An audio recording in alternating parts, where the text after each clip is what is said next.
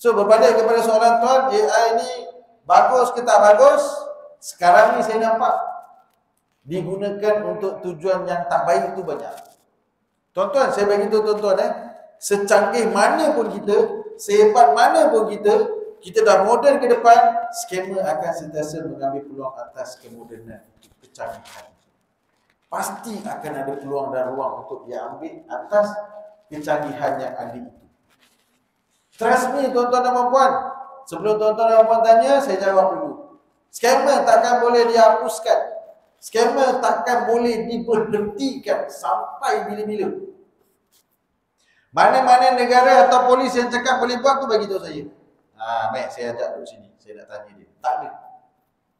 Tuan-tuan, agak-agaklah dalam dunia ni, seluruh ni, negara apa yang paling hebat tuan-tuan rasa? Yang canggih, yang moden, betul-betul moden. Katalah tuan-tuan sebut negara US. Negara-negara yang ada dalam mindset tuan-tuan tu kan, siapa-siapa lah. Japan ke, China ke, siapa-siapa? Rusia ke. Soalan saya adalah, negara itu ada scammer tak? Ada. Ada tuan-tuan. Canggih mana pun negara tu, polis dia tetap akan ada scammer. Tuan-tuan tak payah tunggulah. Tak apa, nanti kerajaan cari jalan macam mana nak stop. Tak ada, memang tak boleh stop. Tak boleh. Tak boleh, tuan-tuan dan puan. Percaya saya cakap, saya 21 tahun dalam polis. Saya adalah antara pegawai penyiasat yang pertama sekali menyiasat kes scam kat Malaysia. Yang pertama. Scam online. Daripada start dia beranak mula-mula kat Malaysia sampai sekarang ni dia dah jadi level-level macam-macam. Tuan-tuan, tak payah. Kita dah nak fikir nak lawan buang masa. Sebab apa? Sebab scammer, you guna teknik ni, dia akan tukar teknik.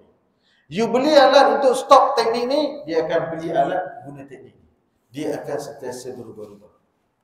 Awak pula nak fikir macam mana aku nak tahu dia dah berubah ke belum? Awak bukan polis kan? Nak terima, awak polis bolehlah tahu berapa banyak kes, apa kes terima hari ni. Tuan-tuan dan puan-puan tak tahu. Berita tak keluar, TV tak keluar, radio tak keluar. Tu sebab penting untuk Rahmat ajar hari ni, supaya tuan-tuan dan puan-puan boleh gunakan formula yang Rahmat bagi ni untuk kita berhadapan dengan situasi apabila didatangi oleh scammer. Tuan-tuan dan puan-puan, amalkan dalam hidup kita 3 formula ini, tuan-tuan dan puan-puan confirm takkan kena scam. Apa dia formula dia? Rahmat ajar hari ni. Formula, saya panggil formula 3. Apa dia formula 3? Yang pertama, jadi orang normal. Yang kedua, ikut SOP. Apa-apa ikut SOP dan prosedur. Jangan langgar SOP prosedur. Nombor 3. Ini penting. Semak tanya. Tuan-tuan dan puan, buat 3-3 ni, tuan-tuan dan puan takkan kena scam. Saya garanti. Saya dah jumpa beratus-ratus scammer. Saya dah jumpa beratus-ratus mangsa. Saya tanya soalan nombor 3. Ada tak cik sebelum berurusan dengan si scammer tu, ada tak you tanya siapa-siapa? Tak ada lah tuan, saya tak tanya lah. Boleh tanya kan? Boleh. Siapa kata tak boleh? Sebab apa saya kata kena tanya? Sebab scammer ni, dia call kita, dia akan menyamar. Dia akan menyamar polis, dia menyamar LHDN, dia menyamar JNT, dia menyamar apa lagi? KKM kan? Dia menyamar ustaz ada. Selalu dia guna menyamar ustaz ni untuk pelaburan. Sebab apa tuan-tuan dan puan-puan? Masalah tuan-tuan dan puan-puan adalah bila tuan-tuan tengok gambar, tuan-tuan terus percaya. Tuan-tuan, gambar yang ada dalam media sosial itu mungkin bukan milik orang yang upload gambar itu. Kena ingat, itu dah sifat media sosial. Mana kata lepas ni kalau kita tengok ada gambar ustaz bagi tahu, okey, saya nak promote pelaburan tu. Kena ingat, boleh jadi bukan ustaz tu yang sebenarnya upload gambar. Kena ingat. Okay. So, soalan tuan yang kedua tadi, yang pertama AI, lebih kurang macam tu. Nanti kalau tuan ada rasa tak cukup, tuan tanya saya lagi tanya. Okey, soalan nombor 2 ialah apa tadi tuan? Sorry. Nombor 2 tadi? Okey. Thank you sir. Okey. Sekarang ni, terima kasih tuan, terima kasih. Ini MO terbaru. Terima kasih tuan kerana tanya. Tuan-tuan dan puan-puan, ni saya nak pesan Mana-mana orang yang dah kena scam, kalau ada lawyer atau NGO datang promote offer, siapa yang dah pernah kena scam boleh datang berjumpa kita tawarkan servis. Tak payah. Tak payah tuan-tuan dan puan-puan. Kalau boleh buat, Rahmat dah lama buat. Saya ni lagi patut layak buat. Saya tahu kat mana lubang, kat mana nak deal dengan polis. Semua polis pun kawan saya. Lagi senang saya buat. Tapi saya tak buat. Sebab apa tuan-tuan dan puan-puan?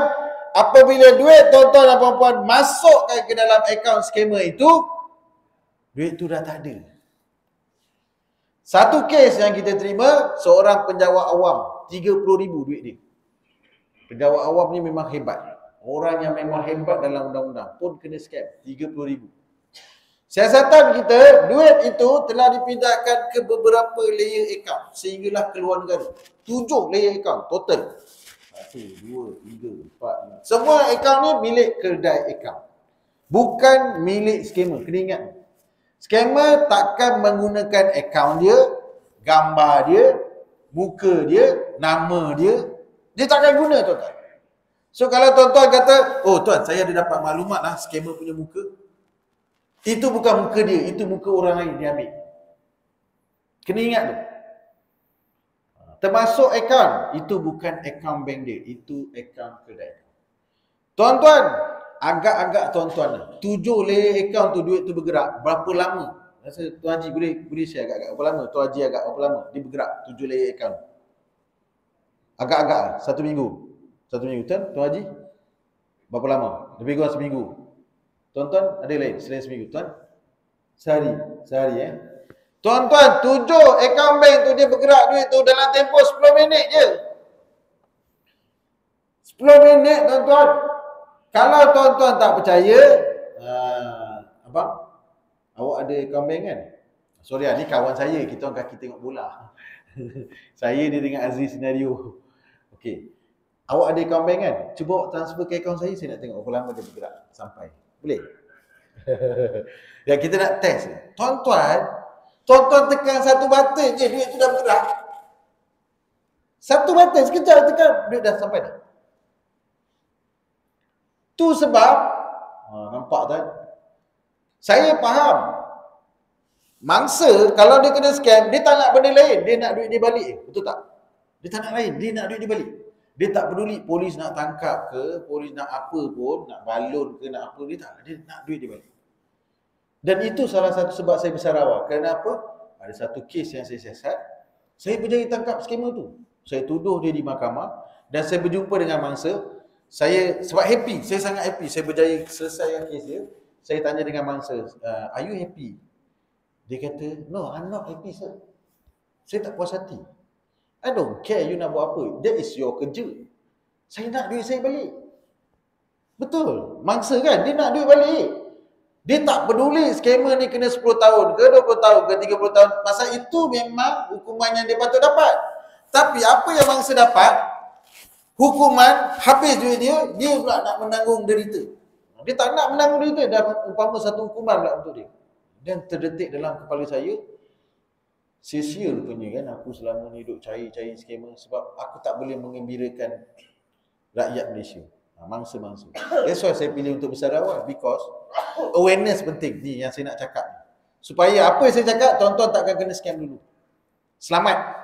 Ikut cakap Rahmat, selamat. Duit selamat. So, mana-mana NGO atau lawyer yang offer nak tolong, tak payah. Dia bukan tolong percuma tau, betul. Dia nak kena bayar kan.